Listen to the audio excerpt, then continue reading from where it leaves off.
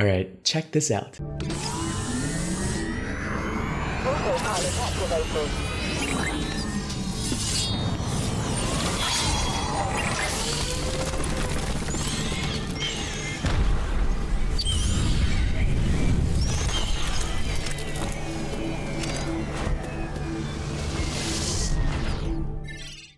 Pretty cool, right? And here are 3 other Metakeys in the collector's edition. But what is a Metakey? Well, today we'll be chatting with the founder of this NFT project.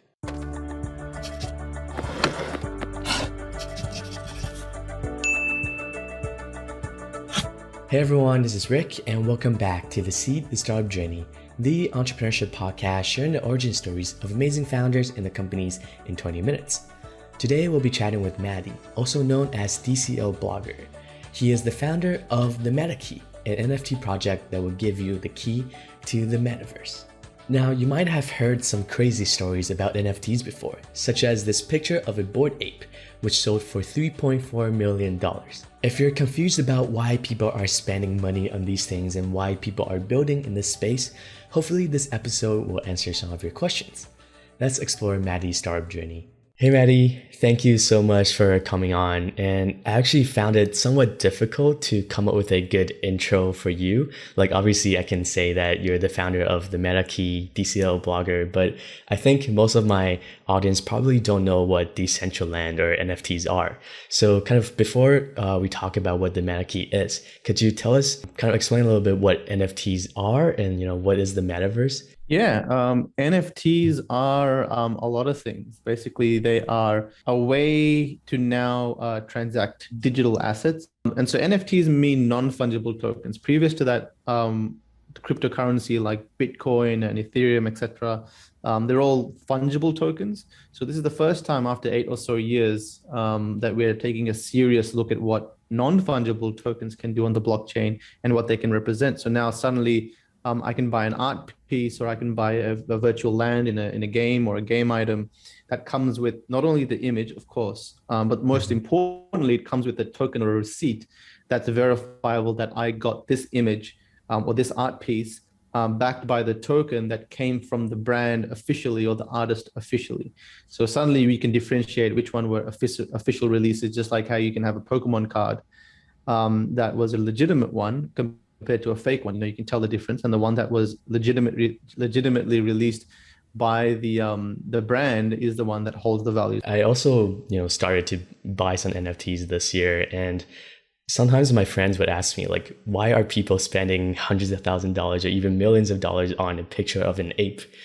How do you explain that? It's hard to explain to people that are not in the space, and I understand those questions because when I got into NFTs, I had no idea what I was doing. It was a complete experiment. And I had the same questions. I was like, why are people buying these land tokens? It's hard to explain a collector demographic. It's kind of like, why do we spend money on cardboard pieces with pictures of pets on it, like Pokemon cards. I keep taking the example of Pokemon cards because everyone in my generation loved Pokemon cards. To our parents, they were just cardboard pieces. And I'm not sure if you were into it, but they'd always ask the question, what are you doing with these Pokemon cards? What are you doing playing this game? To them, it had no value. But for us, the collector community, that it was a big part of what we grew up with. There was a marketplace for it. There was a desirability to own it. So what NFTs have done is said, all right, here's this 10,000 CryptoPunks, here's this 10,000 bored apes, or X amount with the scarcity that is verifiable. And there's only this much amount. And you can buy and sell these. So people buy and sell them because they like that brand, or they like the fact that maybe Bored Apes is going to go on and build out the fact that you can take that image or that NFT to a virtual world like Decentraland, and it'll transform into a 3D version of that Bored Ape. So suddenly it's your persona in different virtual worlds. It has a marketplace simply because people decided that they wanted those Bored Apes. And we will not understand that because we don't have that, just like how people won't understand why others collect, back scratches. Some people collect, Coca-Cola cans. Some people collect bottle caps. There's a collector demographic for all sorts of things, and only that demographic understands that. Yeah, maybe collecting is part of human nature. Exactly. So how did you first get into this space? I mean, I read that it has something to do with your crypto portfolio going to the moon and then crashing back down in 2017. Pretty much, yeah. In 2017, I got involved in crypto. Like for me, it was just numbers going up, so might as well put some money into it, right?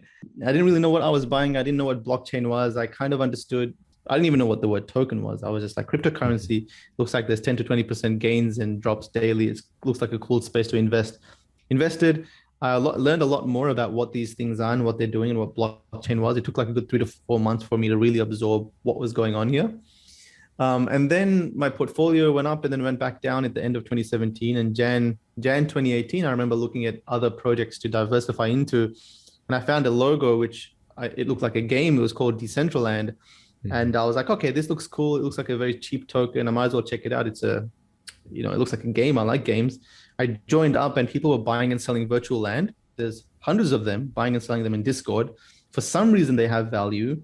And if you own the land, then you can build what you want on the land. So maybe if you have a land in a very hot location, and I played RuneScape and all these virtual world games before, and I know that there's clusters that form in different cities and some places become more popular than others. So I was like, okay, cool. So if you own that land and maybe you can market some stuff, it made some sort of sense to me back then. So I bought some, and then like a week later, someone offered me like double the price. And I was like, oh, wait a second, you could buy and sell this thing. And that's when it kind of clicked. It was like, okay, these are something to do with blockchain, NFTs or whatever. You can buy and sell these things. You can buy them and invest in them, whether they be virtual land or game items. That's when I started to explore different marketplaces. I was like, okay, cool. You can buy and sell virtual land. What about these pets things that's going on with Axie Infinity and Ethereum on? What about this art thing? A year after I looked into art, and that's when you realize what it is. But it starts with an experimentation, and then you kind of, the industry just takes you away. All you need is to buy one, and it's over. Like you'll get into it. Like there's no real turning back. And that was like 3-4 years ago. Do you still own most of those land that you bought back then? My first year or two in Decentraland was spent flipping land like my life depended on it. So I bought and sold thousands of pieces of land. That's how I learned about the trader economy. So if you knew me back then, all you'd see my tweets and my feeds would just be about buying and selling land. I bought this, I sold that. I had case studies and stuff. So I don't own the same pieces, but I still own land now, which I use to build out some of my projects. Got it. And yeah, let's talk a little bit about what you're building right now, the Metakey. What is it? Yeah, pretty much inspired by the fact that 6 to 7 months ago, like when NFTs blew up, people were talking about JPEGs and why do images have value. And I was kind of frustrated the fact that like when I got into NFTs, there were virtual land. There were game items. That made sense to me because there was utility behind these tokens. I was like, okay, NFTs can do a lot more. So I created a project called The Metakey. And The Metakey is basically, you can buy this key where you can take that same NFT to different virtual worlds and games, and it'll have a use case in everything that we partner up with. So the cool thing about an NFT is you can take it to Decentraland, or you can take it to Sandbox, or you can take it to Game One or Warcraft one day, maybe Final Fantasy the next day. And those projects and those games can pick that NFT up and say, well, if you take that into our game, then it's a sword. Or if you take it into this other game, then it's a shield, right? So there's this very big interoperability play that hasn't really been explored in depth. And we aim to be that project where suddenly there's these hundreds of things you can do with one Metakey connected to all of these different projects. It doesn't have to transform into game items. You can actually take it to the Metacademy app, and it'll unlock this course database that we are curating courses from the community, and people have done courses on how to build a business in the NFT space and do all sorts of things. So it's an access pass there. We're building a Shopify discount app that e-commerce websites can plug into, which the Metakey can give a discount. So Metakey holders will have a discount into these apps, whichever Shopify platform, whichever e-commerce platform accepts it. This sort of next generation VIP card that not only gives you discounts or airdrops and access to the stuff that we're doing, but it's like, it can transform into things. And it's like this new generation of what owning an NFT could mean on a utility standpoint. So yes, there's art there and it looks cool. But this is a project that we're trying to prove that you can do a lot more with the technology. Yeah, and I'm personally a key holder as well, and I love the community, especially people active in the NFT strategy channel who often give out really great tips on new projects. And then, as you mentioned, there's also the Meta Academy, as well as I know there are even like Shark Tank style pitch competitions in Decentraland. So I'm just curious, like, did you come up with this entire like master plan roadmap right in the beginning, or did you kind of experiment and evolve down the way? I've been in business for at least 8 years, so I kind of have somewhat of a good perception of what value means to people.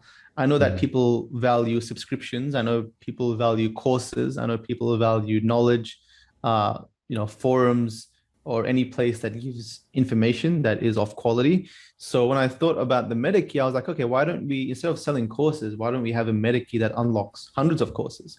Or instead of selling a subscription, and people sell subscriptions for $10 a month and you can get an email, blah blah blah, but why not just do a once-off payment that gives you courses, it gives you a subscription to the Discord? And so I was like, okay, wait a second, I could sell the same thing and give people access to all of these things instead of selling different products.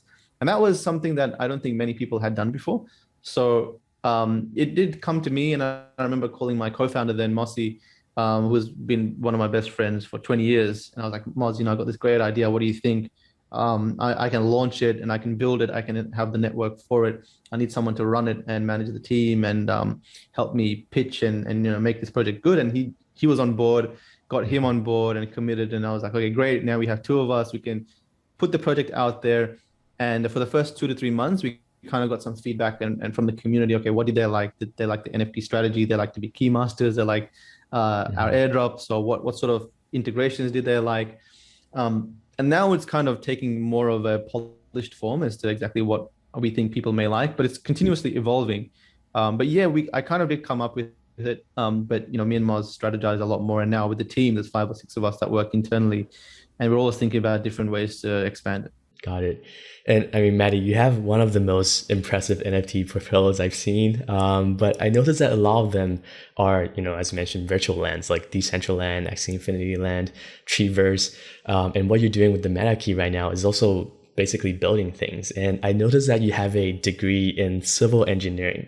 So I'm just curious, like, did you ever imagine that this is the type of worlds that you'd be building while you were still in school? Not at all. No, I when I was a kid, apparently I liked art. Even now I'll draw some stuff here and there. I'm not very good, but I remember my parents just telling me, because I'm Indian, and in our country, everyone's like, be an engineer or be a doctor, be Mhm. something of substance, which now is changing. So I went ahead and did my degree in civil engineering, and I was like, oh, let's try this out. So I worked 2 years as a graduate civil engineer and learned a little bit about the industry. It was quite it's a prestigious role, or it's a great industry to be in and all that. But I remember 1 year in, and I was just like, my head was just throbbing, thinking about ideas and business. And on lunchtimes, I was just looking at business ideas and franchises and all this sort of stuff. So I quit, and then I was like, screw it, I'm just going to go full time in business. I had no idea what I was going to do. So I hustled around for about 5 to 6 years, kind of learned very good, why marketing matters, why it matters to build a social awareness channel, what it means to have a team or a process and all that sort of stuff. So when NFTs came, it was after 6 years of maturity in the business world. And so yeah, I had no idea I would end up here, and I think I'll keep evolving into doing different things. But it's fun because after 2 years, I think I decided that I'll have to find my own way of doing things.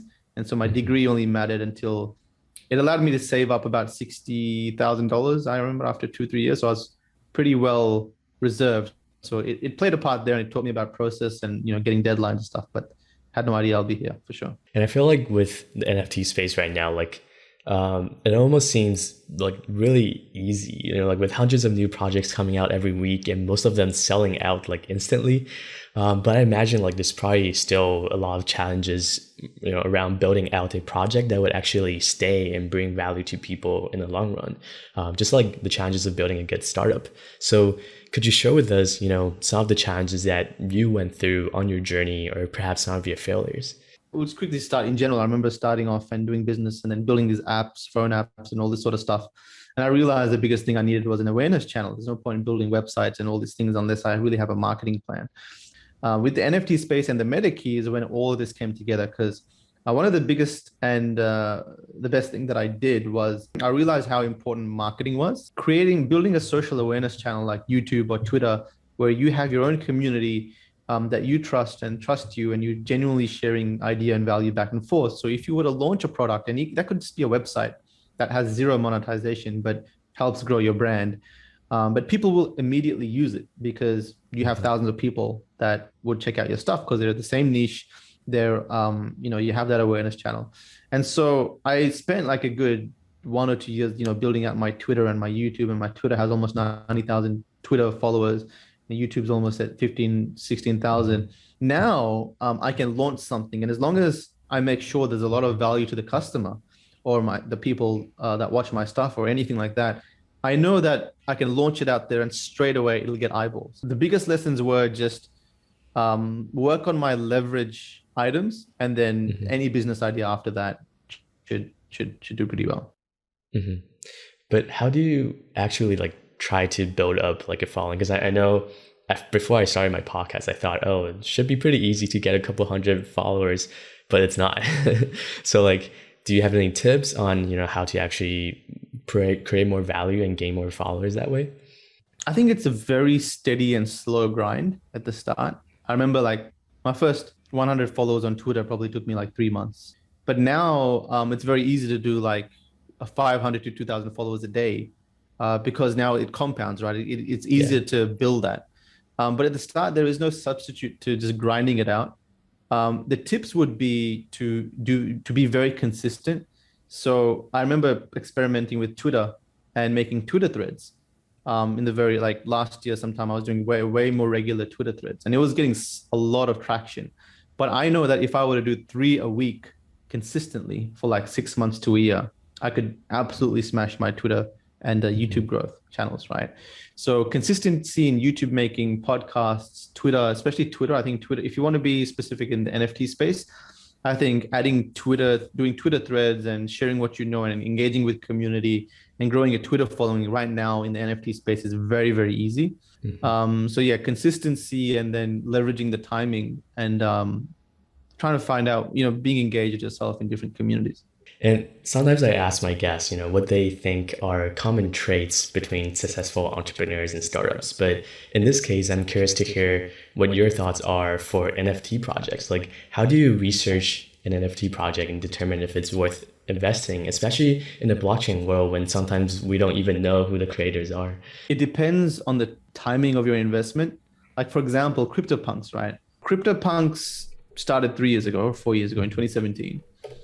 For 3 years, they sold for between $50 to $300. So you could have missed the boat completely at the start and waited 3 whole years and still made bank if you had gotten in then. So I think like what we do now is we research the next up and coming project, which is the riskiest time to ever invest in anything is on day one, right? No matter what the hype, we don't know what's going to happen. We don't know who the founders are. We don't know how they work their community. And we have some indication based on some stuff previously, but the riskiest time is to invest on day one. The less riskiest time is to wait 3 months, 6 months down the line and see how do they build that community. Are the devs consistently providing value? Are they public people putting their reputation on the line? Are they putting out good quality partnerships? So I personally have, my capital that I use, and maybe 5% I'll experiment with new projects. Much of my capital and much of my investing style is just to wait 3 to 6 months, wait for a lot of volume and to see the brand is consistently building, and then, I'll jump in. I guess the hard part for that is to make sure you don't let FOMO get the better of you. Yeah.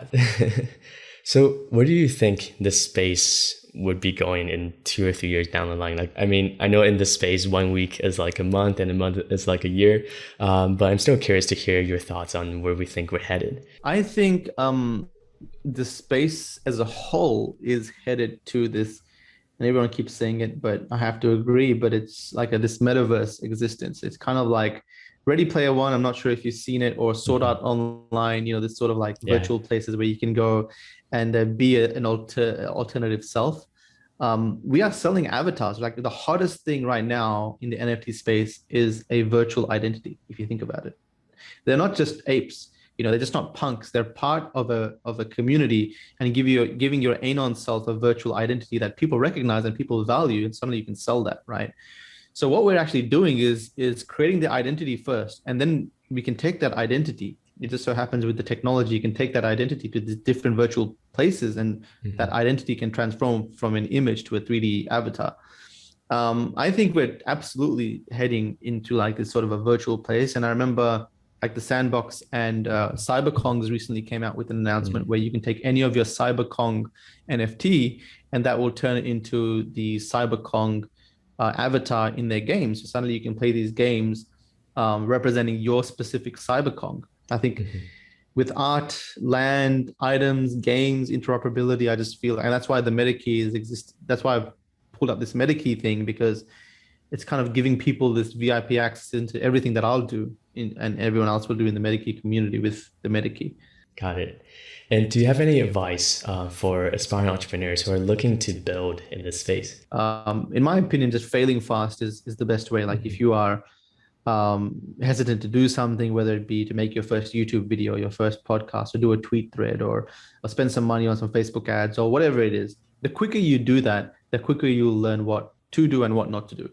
So just, if you want to build a project in the NFT space, I would say go for it. If you want specific advice, I would say network. So join a community, talk to people in that community, make sure you're part of it.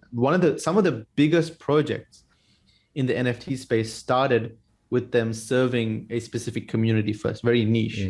So nonfungible.com, which is a data website, they actually started in Decentraland, because I remember in Decentraland we were buying and selling land, and we were like, guys, we have no idea what the sales history for this stuff is. All these land transfers are being OTC or over the counter, or they're doing it privately. Like we don't even know what people are buying right now. And so Zoop and Dan at the time, they quickly made a website called nonfungible.com, and they said, okay, guys, you can now track your NFT sales historically on nonfungible.com. And we're like, okay, cool. And then they added other projects, and now they've got like 20, 30 projects. They've become like a data thought leader in the space. So, but they started with serving that community and appealing to that specific community and solving their problems before scaling.